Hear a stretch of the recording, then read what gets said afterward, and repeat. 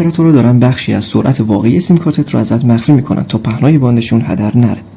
امروز اومدم هسته مرکزی شبکه گوشیت رو جراحی کنم. اگه فقط این ستیک رو جابجا کنی، سرعت اینترنت تا 4 برابر افزایش پیدا میکنه.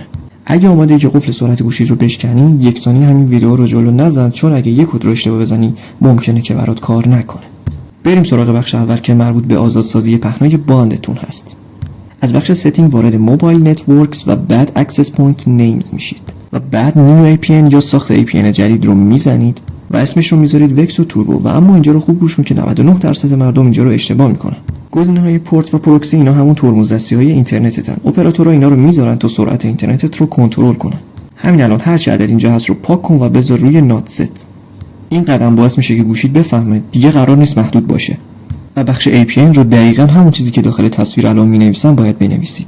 وکسو اینجاست تا راه‌های میانبر رو بهت یاد بده. اگه تا اینجا ویدیو برات جالب بود همین الان ساب کن، چون هفته دیگه قرار روشی برای دور زدن محدودیت‌های اپراتورها بهتون معرفی کنم که فقط برای سابسکرایبرها آپلودش می‌کنم. پس جا نمونی ازش.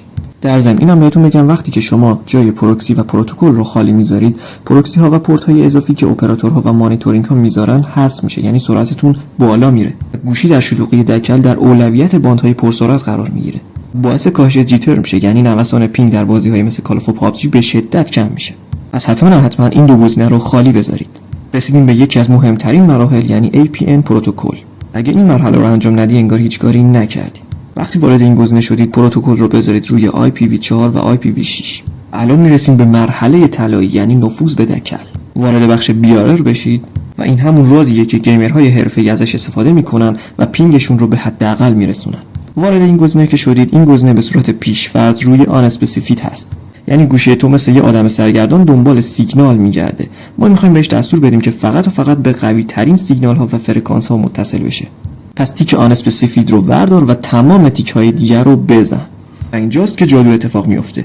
این تنظیمات رو ذخیره کن و گوشیت رو یک بار ریستارت یا روی حالت هواپیما بزن و گزینه رو انتخاب کن و از برنامه خارج شدی. یه کاری نباید انجام بدی، تنظیمات اعمال شده و به جرئت میتونم بگم اگر این اقداماتی که انجام دادم و مو به مو انجام بدی، سرعت 4 برابر بیشتر از قبل شده. و الان تو دیگه یک کاربر معمولی نیستی، تو یک گیمری هستی که سرعت اینترنت و پینگ و ریجسترش یک سر و گردن از بقیه بالاتره. اگه این تنظیمات رو مو به مو مثل خودم انجام دادی و پینگ نیومد زیر 50، بیا تو کامنت ها هر چی دلت خواست به من بگو. اما اگه جواب گرفتی، مدل گوشی و پینگ جدیدش رو بنویس تا بقیه هم بفهمن وکسو راه الکی به کسی یاد نمیده. دمتونم گرم. ویدیوی بعدی قرار سرپوش از چند رازی که تا حالا نمیدونستی برداشته بشه و توجه کنید که فقط برای سابسکرایبرها آپلود میشه، پس از دستش ندین.